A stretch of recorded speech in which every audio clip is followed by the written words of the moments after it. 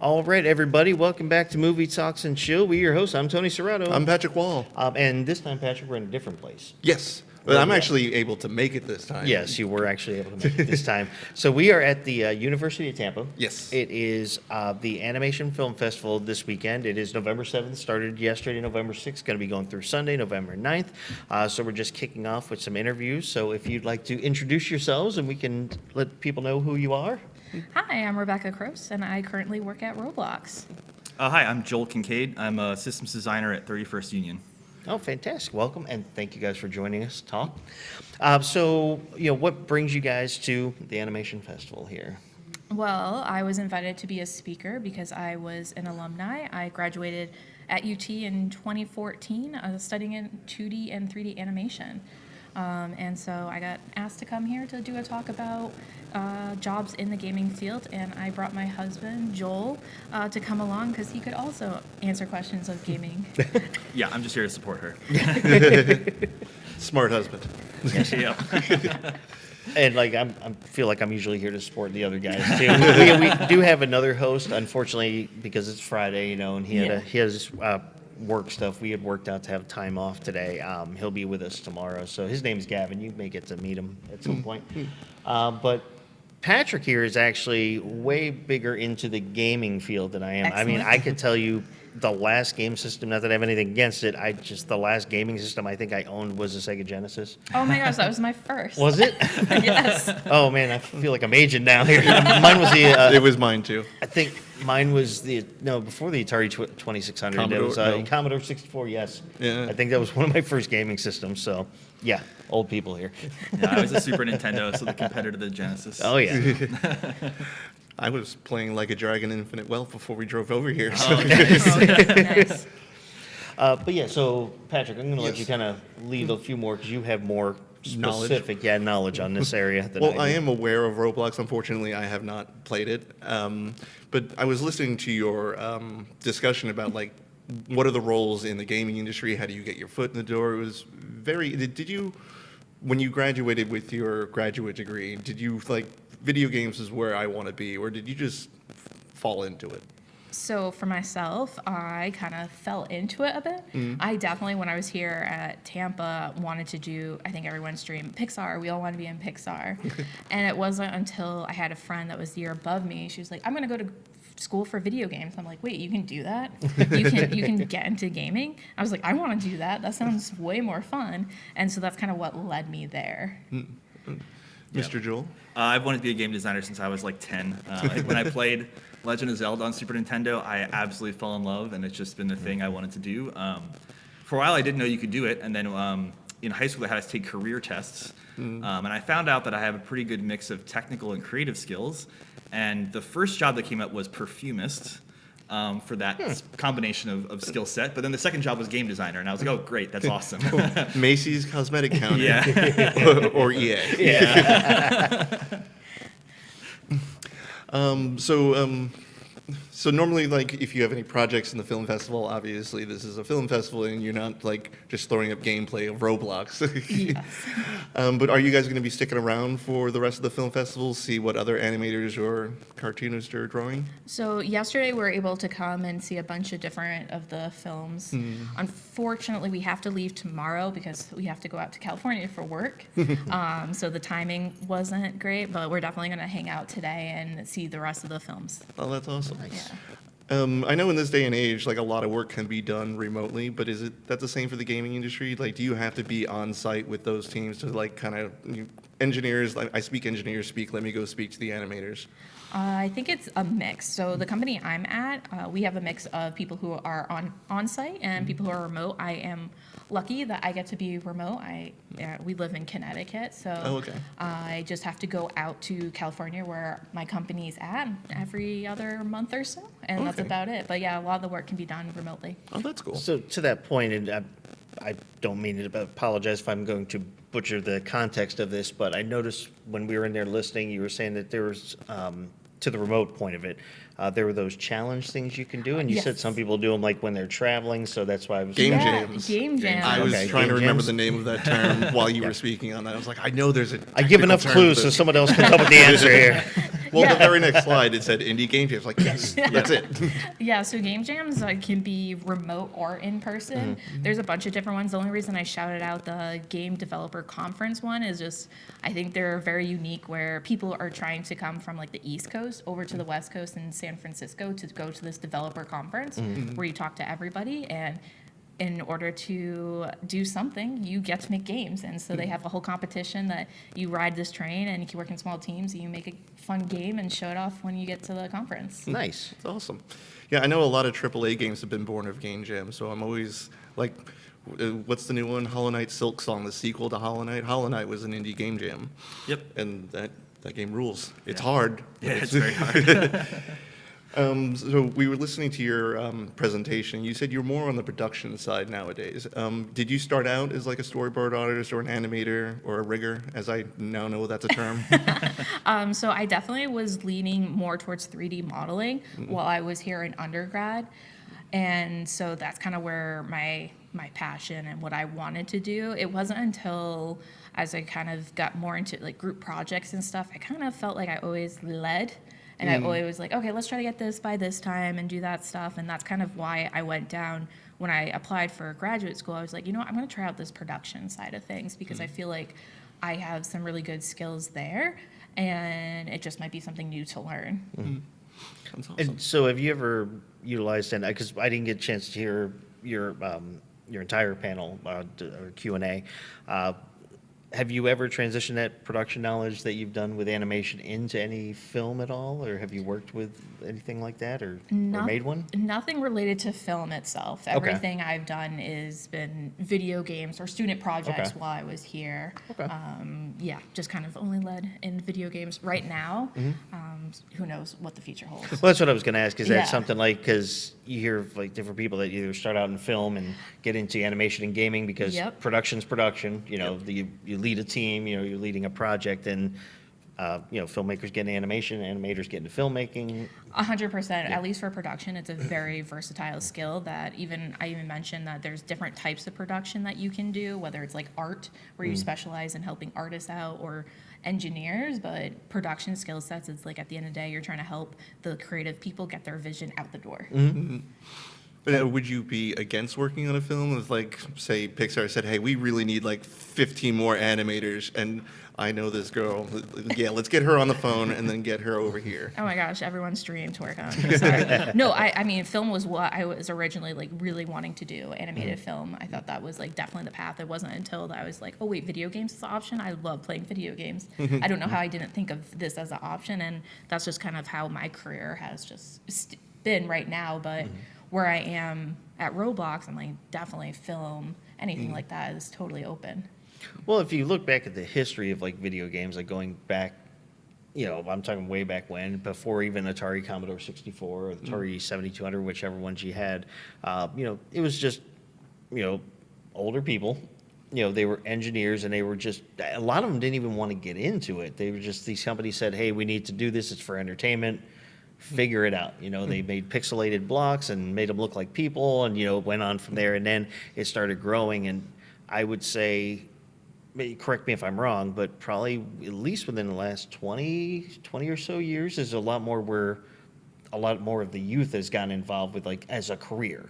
Would I be wrong on that number, or maybe even longer? I think it's true. I think also games went from being a very niche kind of like in your arcade, in your garage, And then a kind of nerd like thing to do. nerds play it, and now it's much more of like, no, like every kid plays games now. It's like, Yeah. it's part of the culture, just like movies and television and other forms of media are. Well, they have comparisons almost like arena events. Like there's sport gaming. Yep, esports MLG, is yeah.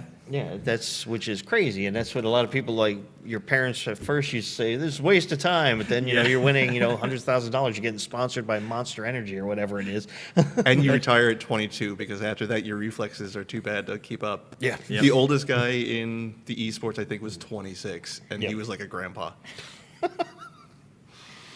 While I all don't the other ever wanna football tell players them getting how- beat down every day, and then they're still looking good, and these guys are like, I can't do it anymore. That's why I play the slower paced games now, like Yeah. Phasmophobia and PUBG. Yep, all those games are good. Yeah.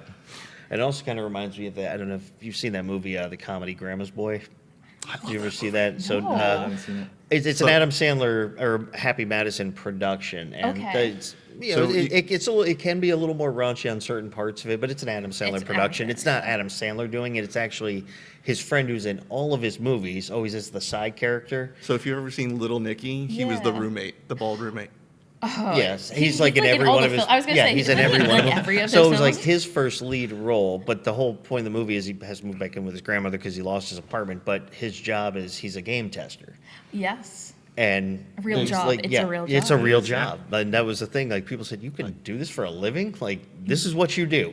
This is Yeah. when- I would love to do that. And that's interesting. When there's kind of two different sides to that because there's game testers where you can just test new products. Usually they bring on those as contractors to test one game over a weekend. You get paid a little bit. But then there's dedicated what we call QA or quality assurance testers who like that's their 9 to 5 they do. They work 40 hours a week and they're detailedly trying to find exploits and glitches and bugs Yeah. and all that kind of stuff that then the developers try and fix. So in the movie, he gets 7 levels that he has to go through tests, and he has to write a report on all the bugs. So in that job, do you need a little bit more of a technical expertise instead of just quick thumbs? Yeah, I think it definitely helps to understand a little bit about how games are made because that helps you know what kind of things to exploit and where you would normally find bugs. I think some testers develop that by experience. Yeah. But I think testers that have a background in a little bit of knowledge of game development can really shine there and have a lot of skills. And there's one specific area, like even with that term they call clipping. Yep. You know, with that, like sometimes it's so narrow of a Yeah. millionth of a second, but those guys can actually catch it. Yep. And they're like, there's clipping here. That's, you know, there's a separation, or what, I don't know how to translate that Yeah. into Yeah, regular yeah, terms. it's like two models intersecting and overlapping each other, which couldn't work in real life, right? But in game world, it just happens. Yeah. You know. So for you, Tony, it's like when Homer Simpson just goes back into the bush. Yes, Yes. basically, yes. That is what it's like for me. But the bugs in like I've seen so many people like speedrunners exploit these bugs to an unbelievable degree. Like obviously not every game tester is going to catch everything, but I would really love one day to just figure out how do you even catch the stuff that you do catch. Like, because I'm just running from point A to point B, I'm not going to notice if my sword hilt is not like waving correctly that often. Yeah, it's just a lot of repetition, I think. It's a lot of repetition, and then for these QA testers, they are throughout the whole production of the game. So it's not like they just come in at the end. They're there from the beginning, so they're always looking for like those small things that everyone else is overlooking, but their job is to be in the weeds, to be in the details that everyone else is just like, yeah, it looks good, great, awesome, moving on. And they're like, wait a second, there is no collision. You can just walk through that plant into the ground. Like, what's happening there? And it's like, whoops, that's my bad. Thank you for catching that. There's a great little small detail in The Witcher 3. So if you've ever played that game, Yep. whenever Geralt goes to put away his sword, his left hand actually grabs the scabbard on the other end to tilt it down to be easy. Is that something a tester would have caught and suggested, or is that more of a director or a game designer and be like, this should look a little bit... Animator? That's probably an animator and an art director most likely. They do, on the art side, they'll do a lot of reviews of just the content by itself when what we call a white box, which is, outside of the context of the rest of the game environment stuff. And so they're probably reviewing that, playing it back over and over again, and giving minute details on that kind of thing. And it also could have been that they actually had one of those swords and they filmed someone Like a actually mocap or something? Yeah. motion Motion capture is capture used in games. that they could use and just use that, and that's why it does that, because that's what would happen in real life. Yep. Speaking of motion capture, is that still like industry standard, or are we moving away more towards just computer-based modeling? Ooh, I think it depends, right? It varies a lot by game. I think games that are more realistic will tend to lean a lot more on motion capture, and then games that are more stylized will lean more on keyframe, hand animated things. Okay. I think even a few years ago there was this idea that like, oh, motion capture is going to replace all of the hand animation of everything, but that's not the case. I think in a lot of ways hand animation can do really cool things that you actually just can't do with motion capture, right? Like characters can stretch and bend in ways that real people can't, and that's exciting in a game. I think we've seen a resurgence of more stylized games recently, but certainly a lot of realistic games will still use motion capture. Well, I saw behind the scenes of Christopher Judge, who did Kratos, the new Yep. God of War movies. They did motion capture for the first game of him dragging the boat with the voice actor for the kid. It was like, they still do that? Yeah, Okay. absolutely. Yeah, definitely. Yeah, the grad school that we went to had a whole mocap area that we got to try out because EA games for like Madden and stuff have used it in the past for when they want to get like new football players to come in to make sure if they catch it or do a dance, something very specific, they can get that in and use it for their game. I know in one of the Mortal Kombats, I think it was on the PS2 or maybe even the PS3, you can unlock the mocap fighter, and it's just a guy in like a blue suit with white dots. He's terrible, but you can unlock him. And that's what they look like. They're in a goofy suit with a bunch of different like ping pong balls on it for all the joints and everything. Well, that's what I was telling you. There was a thing Peter Jackson got involved with, some game, I don't remember which one it was a while back, and he was doing that where they were using that green suit, or where it's got all the points on it. Yeah, and I was going to everything. say, he definitely used that all as we're nerds for Lord of the Rings, for Gollum specifically was all in that green. Well, he did a King Kong movie. Yes, back in, as well. And I think there was a video game tie-in for it, so I think he did a little work on that one as well. Oh, that's cool. That Yeah, makes sense. That makes sense. Yeah. I don't want to upset Peter Jackson, but that game was bad. I'm sure he's listening right Yeah. now. He's going to call you up. He's really good at movies, though. It's really, really good at movies. Well, it's funny when we talk about, like, I was talking about old animation or old video games because I'm old.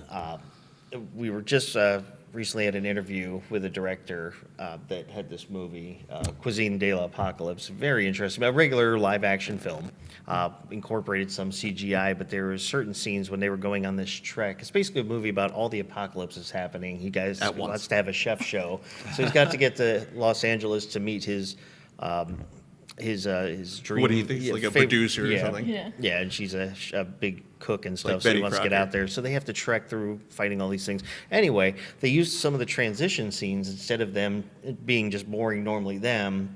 They use like an old. It looks like Like Super Mario pixel Brothers, like the sliding. original Oh, Mario Brothers, fun. Graphics, or that's cool. Original Pac-Man type things, Yeah. and it just pixelized them, versions Yeah. of them going There's a through. game out there called Nice Day for Fishing. It's made by a New Zealand YouTube team, and it's almost the same art style. I think Chrono Trigger. Chrono. Oh, yeah.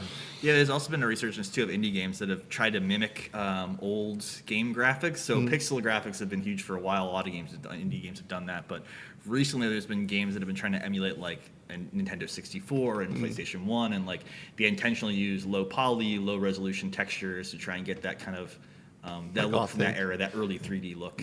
Well, my favorite game, and one of the first games that I owned by myself, like my sisters or my nephews or nieces could not, this was mine. And it's my favorite, it's Metal Gear Solid for the PlayStation 1. Yeah. And I remember in my mind, like, my uncle walked in one day and it's like, what movie are you watching? I was like, oh, this is a video game. And now I look at it and I was like, that pixel's the size of my pinky. They're like 30 total on Solid Snake right now, and they're all in his abs. Gotta get the details. Well, I remember he's doing a scene and it's just like a white face with like a thin brown line to get the mouth. And then, so there's an old like web series called Red versus Blue. I've watched Red vs. Blue. Love it. Fun fact, it's on Tubi if you want to watch it all. Ooh, fun. Okay. But they figured out if you aim all the way down, the gun stays down, but your head looks up. And they're like, how do we animate that like they're talking? Like, how do we convey this? They just move it back and forth so it looks like they're nodding. Yeah, there's a whole genre called machinima, which is like making movies or television sort of thing within video games, basically. Yeah. So. And now the Rooster Teeth Productions, the guy who did Red versus Blue, they make their own video games now. Yep. I'm a cool, wealth of man. knowledge, Tony. On this one, Yeah, I was gonna say, you have a lot of shockingly, knowledge. go back and please watch our show a few times, Yeah. and you'll see this does not normally happen. That's why when we were here at the Animation Festival, I'm like, you're probably going to be running this one on this team today, buddy. The problem is when I'm talking with like the rest of my friends outside of the co-host of the movie podcast, I'm a wealth of movie knowledge. I sit down at this table, I know nothing. I know, and then we come in and we're like, we're video games, not related to film per Yeah, se. Tony, you can go have a but in cigarette. way. I'll Yeah, right? No, I know. Well, like I said, I mean, I used to play all the time when I was a kid.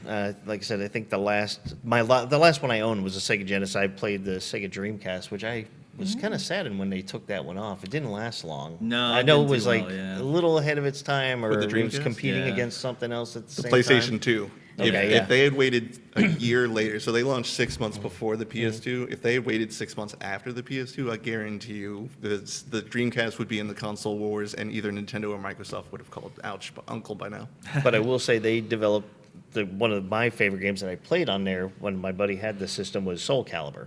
Oh yeah, the fighting game. Yeah, Yep. I played Soul Calibur 2, which was the sequel a little bit Was it? later. I played the on third different one. platforms. So I think that one was the one. If you got a GameCube, you got Yoda. No, it was if you had the Xbox, you had Yoda. If you had the PlayStation 1, you got Darth Vader, and if you had the GameCube, you got Link. As So you like got all additional. 3 of them. I'm just kidding. You got all the systems. I mean, I did have all the systems back then. I don't anymore. I'm more of a PlayStation kind of guy right now. Well, I do have one final question. We got to wrap up here in a couple minutes. But as far as since we're speaking gaming, favorite gaming console? What's your favorite one of all time? Console for me would have to be the Nintendo 64. I think I played the most games. That was like most of my childhood in high school was Ocarina Nintendo of Time. 64. Yeah, Ocarina of Time and all those games. Nice. For me GoldenEye. right Yeah. now, I think it's kind of all the handhelds that have been coming out between the Switch, Switch 2, and then the Steam Deck. I'm really leaning towards just being able to play games. We're very PC. We play a lot of computer games, but being able to just take it and sit on a couch has been so nice. So, like, I don't know which handheld. I'm playing Pokemon right now, so maybe Switch 2. Okay. I was very interested in the Steam Deck when it came out, but I was so worried because you remember Sega had the Game Gear. The Game Gear. And the My battery friend said life on that thing was about 20 minutes if you were playing Sonic. If you're lucky. Yeah. And so when they announced like you can play any Steam game, I was like, I can't be 5 feet away from an outlet. Like I'm gonna have to have this constantly. Apparently it lasts a That's decent great. time. I have one. I think it works fantastic. It lasts a good amount of time unless you're playing really intensive games on it. But it still lasts a number of hours. I'm just Pal World on the go. Like Yeah. sign me up. Hey, Power World is a very good game, so you can play it. Still- Get a Steam Deck. It's still not sued out of oblivion somehow. Well, the problem is, Nintendo is suing them, but it's not on. It's on copyright of the technicality of putting animals in balls. Yes. But they're not going for like trademark infringement or anything. The only thing No. they get them on is a patent infringement. Yep. Correct.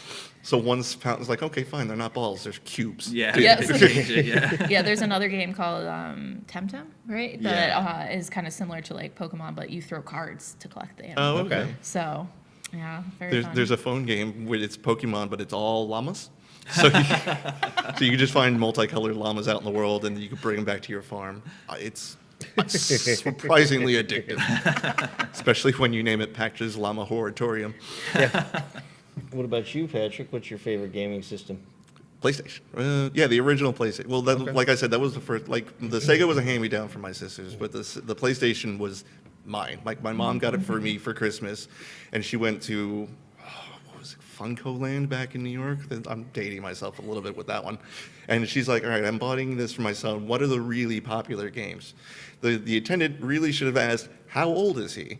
Not this game called Metal Gear Solid is great. And like I'm 14 at the time, and I was like, "That's hell yeah! I just snapped that dude's neck." And the violence began there. Yeah. It Yeah. stayed with me. Yeah. I promise. Awesome. Well, thank you guys so much for joining us on, talking gaming, animation. We'll be back again tomorrow, like I said, for the rest of the festival. Probably not Sunday, unfortunately. We want to catch tomorrow. I think it's supposed to be the most jam-packed with everybody, a lot of filmmakers and stuff, so we'll get to host that. So guys, keep on checking us out as we continue to give updates at the University of Tampa Animation Film Festival 2025 at the Charlene Gordon Theater. But until tomorrow for Movie Talks and Chill, we're your hosts. I'm Tony Serrato. Patrick Wall. And to our special guests again. I'm Rebecca. I'm Joel. Thank you. Awesome. Thank you guys. Thanks. All right, everybody, welcome back to another episode of Movie Talks and Chill. We're your hosts. I am Tony Serrato. Have you have a buzz? I'm Patrick Wall. And to our special guest, please, if you'd like to introduce yourself. I'm Ricardo Bernardini. I'm Dominic Carolla. All right, guys, and we are at the second day at the University of Tampa Animation Film Festival 2025. So one panel just got completed, I believe. Another one's starting here shortly.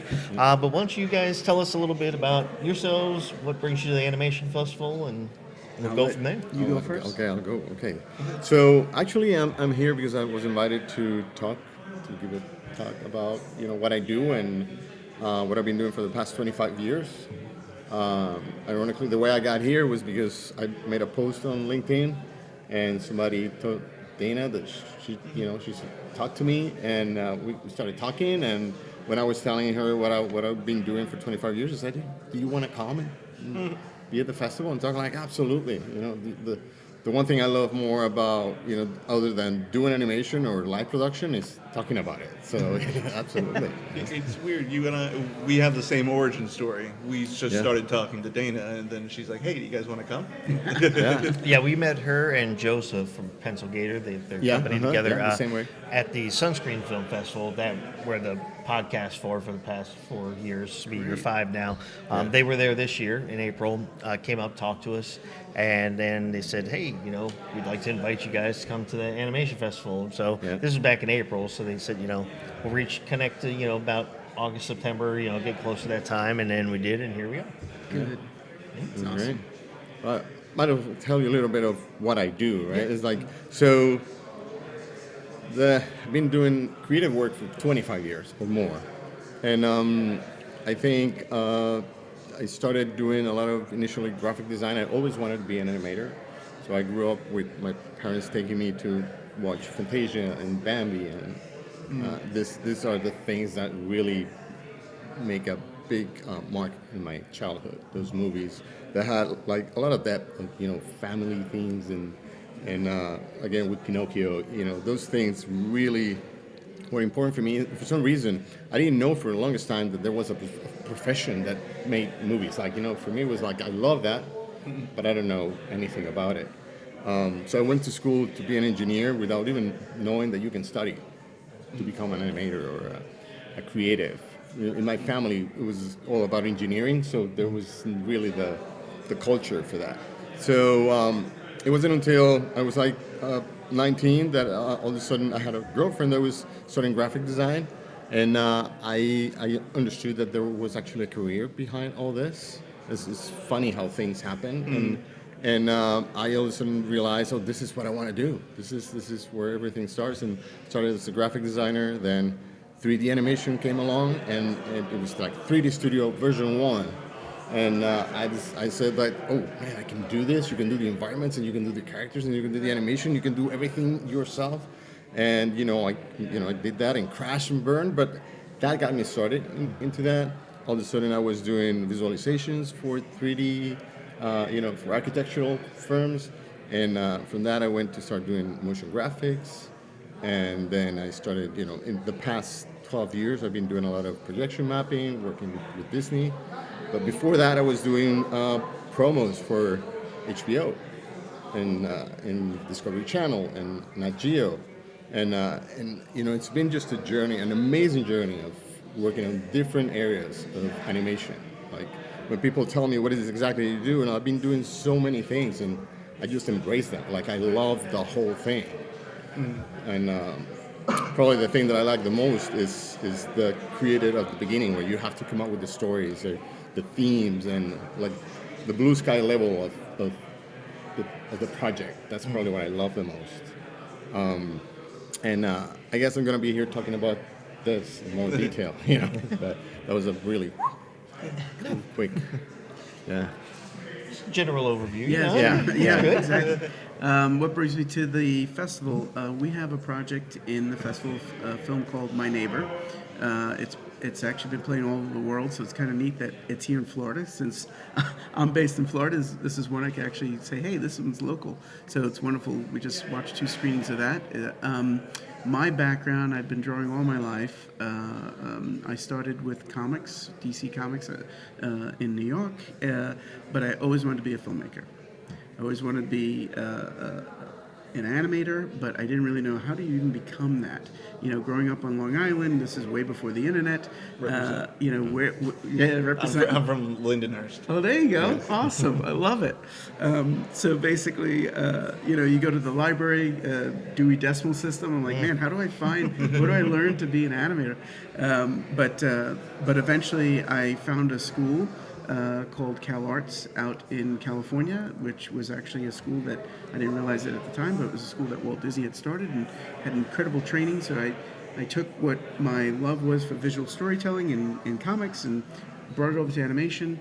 I was very fortunate. I got recruited out of there by Disney Feature Animation, and they were opening up a studio here in Florida. We had a studio here for about 15 years. Lion King it had a different name back then. It was a film that needed a lot of lot of new people because the big film at the time was going to be Pocahontas.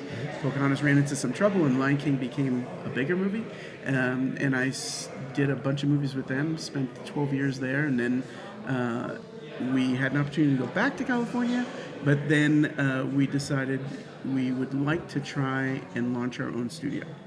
And I do believe there's many times, I'm sure all of us can relate to this, where it's like, do I turn left or do I turn right? And here's that moment in life where it's like, when will I get to try this again? I don't want to be 75 and say I didn't try it. So we tried it, and we figured, well, if we lose everything, I'll go back to the industry as best I can. But thankfully, somehow, by the grace of God, we are still an independent animation studio. Nice. Oh, that's awesome. Yeah. It's almost sounded like when you mentioned the thing is the splitting in the road, which way to go. It's like the Robert Frost poem, with Yes. the road less taken, Yes. or the road less Oh, traveled. it definitely is. It definitely is. It is not. It's not for everybody. That's for sure. Lots of peaks and valleys. Oh, absolutely. And you said you're that you're based in Florida. So what part of the area? I'm based in Florida. I'm in Orlando. Okay. Yep. Yeah. So I don't know if you remember, Disney MGM Studios used to have an animation studio there. Yeah. Wow. Right. Yeah. We got consolidated in 2004. Okay. And then we went independent. We still worked with Disney quite a bit, but more as an independent studio rather than being under the umbrella of Disney. Okay. Yeah. And so, how was your kicks? How did you end up at the film festival here? At the- Well, someone had, Derek, I can't remember his last name, but a fellow that coordinates for film festivals all over the world, he had seen our film playing, I believe, in Hawaii just recently, and he had contacted the folks here and said, hey, this would be a really great film. So we had heard about it, and we got selected, and here we are. Nice. And did you have to go through that film freeway, I believe it's called? Did you Film guys Freeway, yeah, set up which is that? a nice setup now, because I don't know if you guys remember, there used to be different services, so now they've kind of consolidated the services. I think it's easier for filmmakers, quite frankly. But yeah, so it's been pretty good. Very cool. And I guess I was going to ask you, so like when you said about the route to take, or like when you were saying you weren't sure how to even get into animation, what would be something like if you were to like give advice to, if someone's listening and says, hey, I want to do that, whether they're younger, getting to that point, they've already gone through school, maybe that wasn't their focus. What would be a good piece of advice for the route to get there? Sure. We were talking just a little while ago, there's a lot of pressures right now going on in the industry from AI and other challenges. And I was just talking with a bunch of young people and trying to encourage them. The reality is that you all have a voice. You all have a story to tell. Find something that's authentic, because I do believe now more than ever people are craving authenticity. So if you are able to tell a story through a form, we just watched an incredible selection of animation techniques. I don't know if you guys were in there, but it was it was way more than I thought. I saw the Orca one. There was a ton, literally from things moving around as lint to 2D animation to CG animation to a hybrid of a whole bunch of different mediums. I couldn't even figure out what they were using.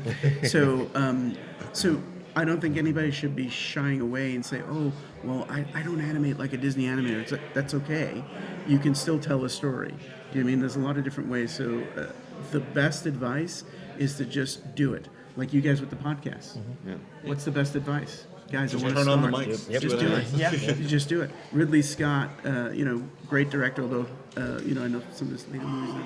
But I love a lot of his earlier films. And one thing that he would always say is whenever people would ask him, it's how do you become a great director? And he's like, just do it. Just start doing it. And that's the best way to learn. One of his most popular movies is called Alien. That not movie aliens. had such a big effect on me. I'll tell you a little alien story. It's 1979, and I'm a kid, and Rocky II came out, and my dad was like, "Hey, he knows somebody at the Lowe's Theater." He's like, "Let's go see Rocky II," and I said, "Dad, I gotta see Alien." He goes, "What is that? What is that?" And back then, you'll know from Long Island, we used to get the newspaper ads, and it was a whole page ad of a movie, and I literally would cut out the newsprint poster of a movie and put it up on my wall. So I had that egg on my really? wall. in months and months and months. And this is when a movie can come out. If it's successful, it's going to be in the theaters for like a year. Yeah. Right? Yeah. So this is on my wall, and my dad couldn't figure it out. I was like, what is that? What is it?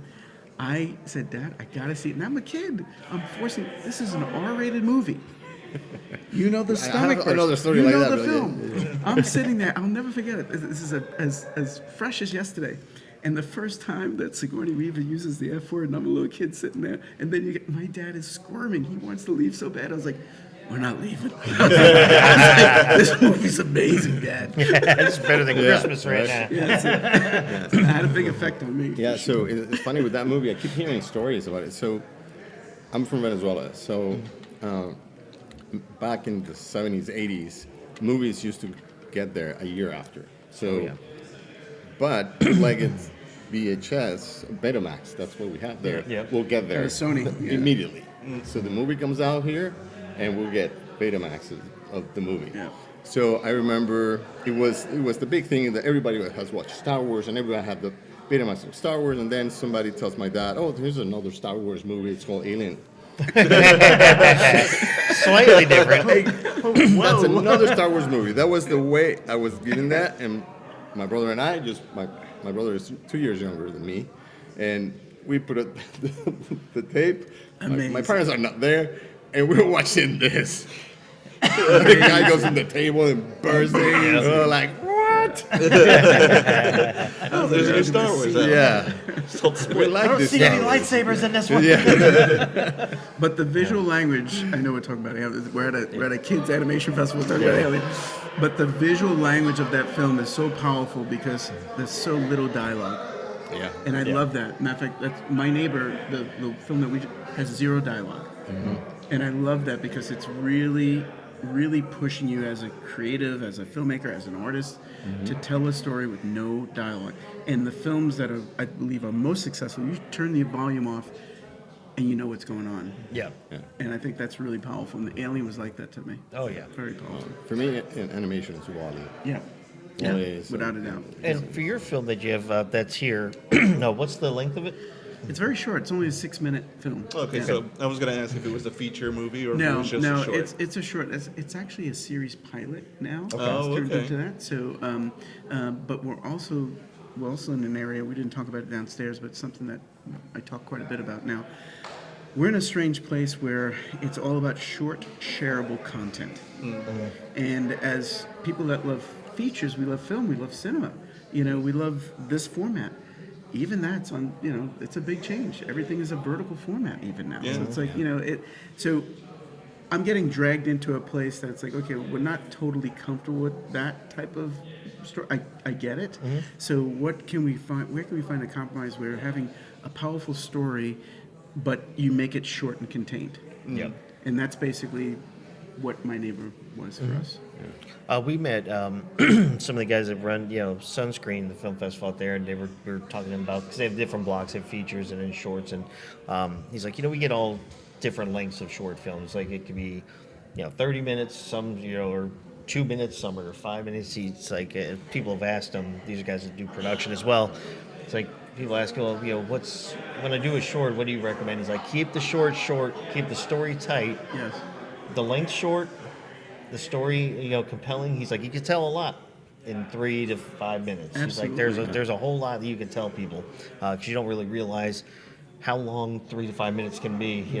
I'll tell you what, a stand-up comedian will know if they're bombing because 30 minutes up on stage when nobody's laughing at you. That's a long time.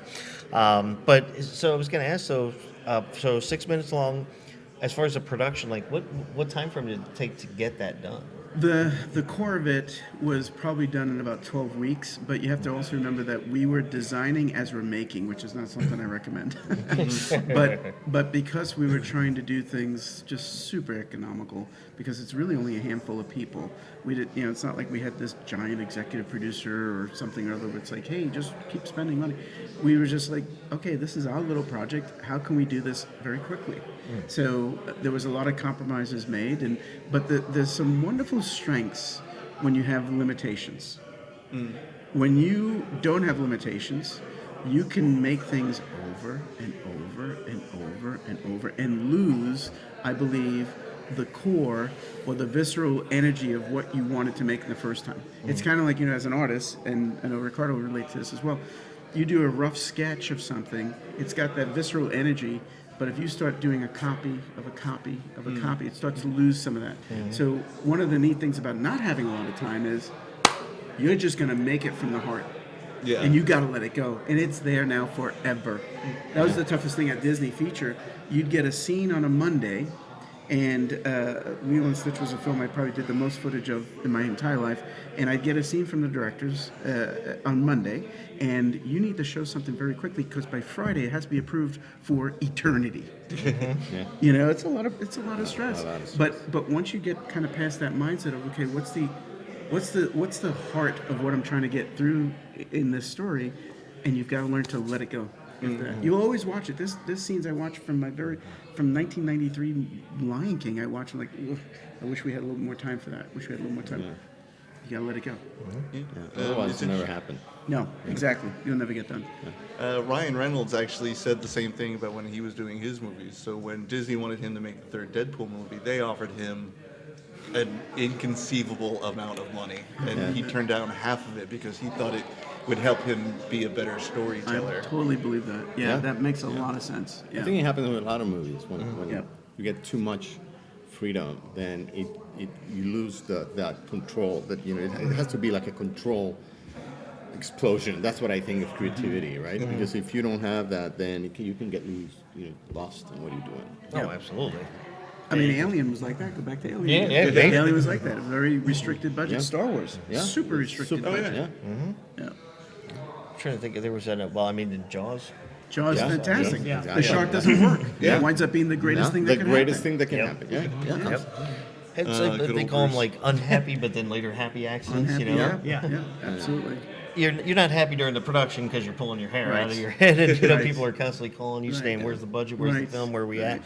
at?" But yeah, no, it's interesting though, because that's why I asked that question. I mean, you think 12 weeks? That's like to get 6 minutes, so people have the reality of how long Yeah, this it process was can it was take. cranking. I mean, It is. Now there's some peripheral stuff because the reality is we had storyboards that were sitting on a shelf from many years ago. So there are some other peripheral elements, but when you talk about the core Yeah. of making it, like it was fast and furious. And again, hats off to our supervising animator Justin, directing animator. He's amazing.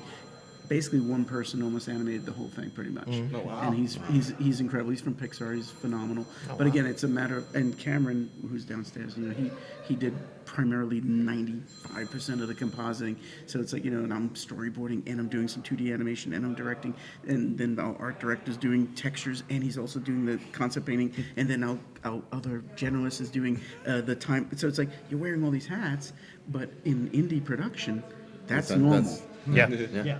You just run and do it. Run and gun, get it done. Yeah, you don't have massive crews of people No. like they No, do you in don't have a big first or Hollywood second studio AD type or films anything and like stuff.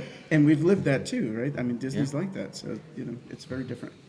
I know because I'm born and raised in this area in Florida, and but You're I do native. know, native.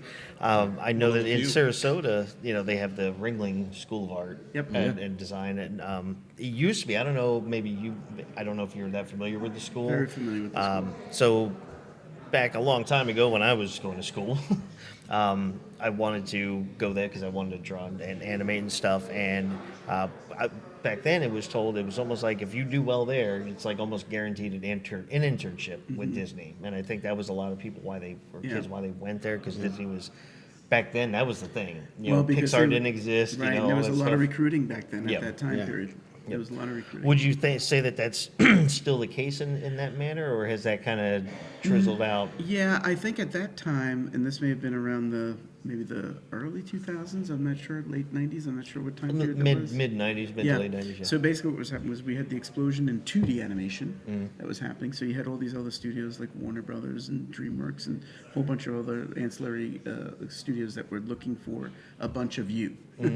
So because of that, there was a big influx. If you went to a handful of schools that you knew, the recruiters are working those schools, and they're going to need people every year. So there was this feeling like, hey, wait a minute, if I do really good at one of these key schools, I've got a really good shot. That was the case for that window. Everything is different now. Okay. So can you still get with one of those studios? Absolutely. It's happening all the time. However, one of the things that I always share is that it's more about knowing the fundamentals of what you do as much as possible. Because knowing the fundamentals of what you do is always going to be the difference between a career or a job. Because a studio may take you on and say, hey, we need you right now for this show. But that may not be thinking about you being a part of the institution.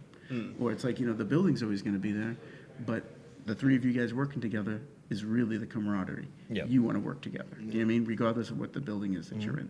So I tend to tell students, find your posse as much as possible because you're going to have to work with them at some point. You're going to network. We were just talking downstairs. It's all about networking and having those relationships because everything is changing in our industry right now. There's a bunch of contraction, but there's an explosion of this stuff.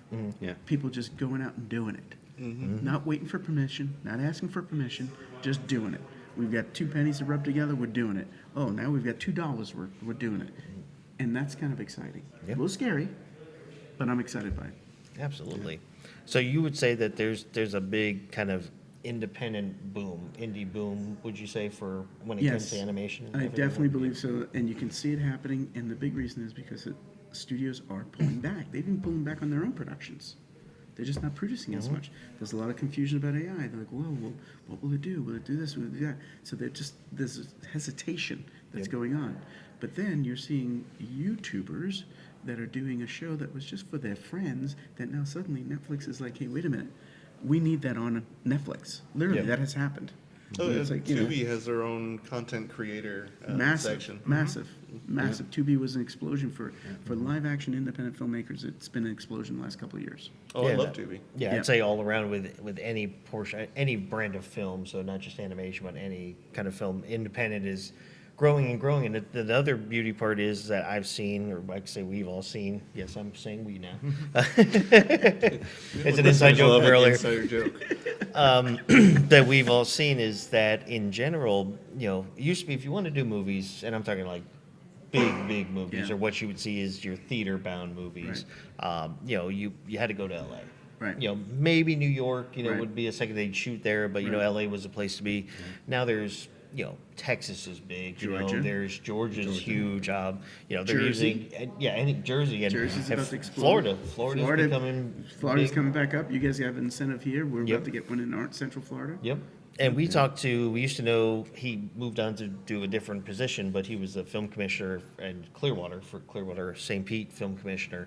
And they had worked on, he was part of the initiative to get the incentive program or the rebate program. And he said, whatever your movie cost, you'll get a percentage right. back so that it's not a loss at the end of the day at the Right. complete solid. Because let's face it, most movies, Right. a lot of It's movies a big risk. lose money Yeah. or don't make money Yeah. for a while Right. until they become, out there a long period of time. Right. But if you're looking for a quick cash in, probably not the Right. best Not the industry right- to jump Not into. the right business for you. But with the rebate program, at least he said, if you make a movie for $500,000, you may get back 50 That's right. grand, which That's right. that's not a bad chunk of change to That's get back, and Yeah. at least it'll give you your leg up on your next one. Absolutely. So because of that, they're saying, that Florida's now drawing in a lot more people in this area in particular. People want to shoot here. Yep. We had the film incentive. I don't know if you guys remember this, but we were one of the last recipients of it. It was a DreamWorks film that we were doing, and it was wonderful. It was a 30% incentive. In fact, it's the same incentive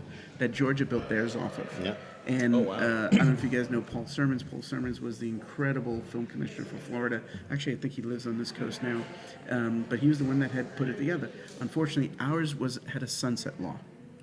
And the sunset law basically meant that it wasn't a brick and mortar type of incentive. It was going to sunset, which means if it didn't keep getting fed, it would stop. Versus what's going on in Georgia, there's no sunset law. That's why the people are physically building facilities, and same thing with Jersey, because they're not in fear of it. We're going to take that away, Tony. That's no longer there. Right. So that's a big difference. But a lot of people want to shoot here. So you guys do have a wonderful regional incentive that just got kicked up for this county, I believe. We're about to, God willing, get one for 2026. And then Fort Lauderdale's got a killer one. They're shooting all the time down there. So people do look for that. And to your point, I'll use a simpler math for me because I don't do fractions very well. But if you have $1 million film and you're able to get 20% here, 10% there, maybe you do go to Georgia to shoot this other little section for 30%, you might suddenly find that you have a few $100,000 coming back to your investor, donor, backers, whatever it may be, even before the film gets released. So that is exciting. The only thing I don't like about it is I have seen producers chase incentives and then only to find out it's like, you know what, you could have just shot that here by being smart at the same price. Yeah, you have to balance it out and really, look at the whole gambit. Yeah.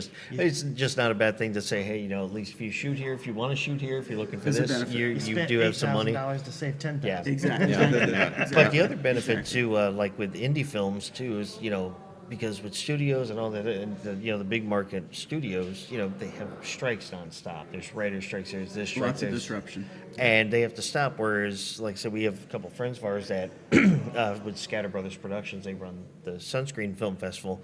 They were filming a movie, and I asked him, was that affecting you? He's like, not really. He's like, because I think he said it was like either if it was 500,000 Yeah, or they had something. permission from then the Screen Actors Guild. you couldn't. Then Right, you did not there's a have threshold. to stop. Correct. Yeah, because Correct. they're looking at it and they're like, well, $500,000, you guys are small potatoes Correct. compared to what we're Correct. doing. Yeah. Still it was a great movie, so Yes. it's not small potatoes, Yes. but so I think that's also because the indie film market. I kind of compare it to like college football players. They're trying really hard. They're trying to get to the NFL, so they're going to give everything they can Yes. into it.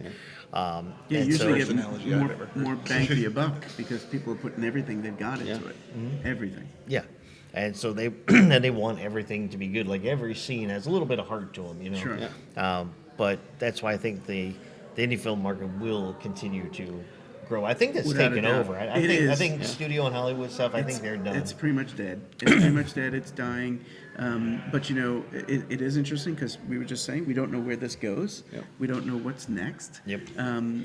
There's a wonderful documentary. I don't know. I'd love to see it again. It was a 12-part documentary on Zoetrope. You guys familiar with Zoetrope? I'm not as familiar. no. Okay, so Francis Ford Coppola's production company was called Zoetrope. In the late '60s, early '70s, there was a massive contraction in the big studio system because of television, the culture, the war, all this. I wasn't around them, but I've studied some of this stuff because I'm like, this is really interesting because I was watching this documentary. And then you had indie filmmakers that popped up: George Lucas, Martin Scorsese, Francis Ford Coppola, Brian De Palma. I mean, these were like incredible directors, right? And they Steven all Spielberg, came out all of of them at yes, the same Steve- time. yeah, Yeah, right. They all came out of this time period because the studios were doing this, and they were like, "Well, I want to make a film." You get TH 1138, and you get all these different movies that pop up. I kind of feel like it's a similar time period where the studios are really scrambling. They don't know what's going on. They're losing tons of money. They don't know what's going on. And all of a sudden, somebody comes along with this little movie, and they make a fortune. In animation, Flow is a good example. You guys have seen Flow. Heard for, of it. For animation budgets, it was done for $3.9 million. Now, for live action, it seems like a lot of money for an indie film, but for animation, that is peanuts for animation. Came out of nowhere. It was made by 16 people. Goes on to win the Academy Award and makes $100 million globally with almost no advertisement. So things like that are happening now because you have ways to reach people. Look at you. You're reaching people because you're just able to reach them. We couldn't do that just No. a few years ago. You can't just reach people. Yep. So it's the only difference between you and another person or a larger group would be there's $3.2 marketing. million. Well, but which I'd put towards marketing. Right? Yeah. So, yeah. Well, and in live action, it's Godzilla Day One. It's like $10 million or something like Yeah. that. It's and it's a big VFX movie. Yeah. And talking about how Hollywood, they did this to themselves, right? Now they are in this loop where they have to make $300 million movies or nothing else. Right. And of course, you miss one, and Oh, it's And your job's done. You're Yeah. done. You're Yeah. done. Right. Which So- is, and that's a great analogy because it is the difference of when we went independent. I remember saying to my little team, I said, we have to move like a speedboat, where it's like, when we're in the big studio system, it moves like an aircraft carrier, and it just can't pivot. It can't it can't turn to the changes of what's going on. And what's it, Blumhouse? You guys familiar? Yep. With? I mean, that model was the model that was like, boom, massive disruption. You know what I mean? A good buddy of mine, many years ago, a good buddy of mine is the producer of Blair Witch. It's like major disruption. Yep. You know what I mean? Massive. It's like, here's a credit card, $17,000. We make a movie, goes out and makes $127 million. Yep. Like, I love those things. Yep. That's the individuals just getting together and saying, I'm not waiting for permission. I'm just going to make something. Oh, now like the production company, that A24, Exactly. for the indie market, Exactly. that can make your indie film basically a standard big motion picture compared to the Big time. studios. Big time. So speaking of like the changing times, so with the introduction of AI and that starting to get more and more prevalent, how does that affect your job as animators? Do you think it's maybe taking a little bit away from it or making it easier? You want to go first? I can go first, yeah, definitely. The truth is that right now I feel it's a bunch of noise. I don't feel, I mean, I can see budgets getting caught, teams getting smaller. That's the real thing that it's happening. But I don't see AI being an issue yet. I haven't, I want to say this. None of the projects I haven't gotten approved is because I wasn't using AI or because it was won by another company that is beating using AI. It's because the budgets are so small that I can put a team together to do what you're asking me to do with that budget. But AI is doing a lot of noise. And I would say this, then the people that are making the decisions of the budgets that you're going to use, they don't want to tell you that use AI, but they are assuming that you're going to use it, and then you're going to need less time. And I've been telling this to people, like, I'm embracer. Like, I'm being there every time technology comes along to help us as creative do more. And that's how I see it. I'll be able to do more now. I love to the day that I don't have to roto anything anymore, or I don't have to unwrap the UVs of a model anymore. And for the initial part, when you're doing the creative, the blue sky, and being able to, I love the part of AI that I love is when I can put my own drawings, teach my way of doing things, and then, okay, now do me a background from the left, from the right, and then, those things are great. I can use that to save time there, right? And but if you're using for a final product, and this is what I've been telling people when they ask me, well, can you do it with AI? Well, yes, but AI is like a partner that has its own ideas. So when you're doing something with AI, before you can put it at the end the way your client wants, you have to fix the AI ideas. Right. So it looks like what your client wants, because it's gonna put itself in there. And if you're used to work with big productions and corporations, and they are pretty, this goes to the right. Right, This yeah. is blue. This is, we cannot show this next to this. AI doesn't care about that. Yeah. Right? So so in the budget, I have to put the time to fix AI. There's a lot of that. Yeah. Yeah, and I think for us it's pretty similar. We look at it, it's a bit of a third rail in terms of a conversation for a lot of creatives, but I think if you look at it as a procedural assistant, and I absolutely agree, it's not about final product, but is there something it can do? You touched on a really good thing, Ricardo, about unwrapping UVs and things like, things that or rotoscoping. My goodness, of course, it's like things like that where it can be really, really helpful. I just don't want to see the creative voice get washed out by AI. Yeah. I think there's absolutely confusion right now with AI, where people don't know, what's it doing? Is it taking jobs? Is it doing this? So you get a lot of just constriction where people just don't move forward because things are changing. We do a little AI meeting every 2 to 3 weeks because literally that's how fast it's changing. Yeah. So you also can't truly implement it for some long-term production pipelines because you're going to be stuck with whatever that is because it's going to change every several weeks. So it's here, just like the internet showed up, people were anti. It's here, live with it, figure a way around it, but don't lose your creative voice because of it. Nice. I agree. I see. Yeah. Yeah. Yeah. So, just a couple other quick questions, or you never know, they may not be that quick. Because I have a lot of thoughts, so that's what I'm saying. It may not be that fast. is there another project coming up or something in the works or something that you are looking forward to doing, or maybe even an idea that you haven't put into process yet that you could talk about? Yeah, there's a lot. I mean, like I was saying earlier down there, someone was talking about some of the projects that we would like to do, and only recently have we begun this switch to what I would call an IP studio, doing some of our own intellectual properties that we've been storing up, because we've always been a service studio. But with the change of what's happening in the industry, and this is the craziest part, everybody wants content right now. Mm-hmm. Everybody wants it. But nobody wants to pay for the production of it. But they're happy to pay for the licensing of it and acquiring it. So the plus side is you get to own your content, but you've got to go through this new hurdle of figuring out how do you finance to make your content and then work with them to license it. So My Neighbor for us right now is a good example where we have a lot of interest for additional episodes, but now we find ourselves where we have to first structure the financial production funding. The upside is basically the way it works we use television as a word. I don't even know what television is anymore, but a series project, there's like 170 something territories around the world. So if you have a series project and you now are shopping it around the world, you have potential licensing opportunities in all these territories.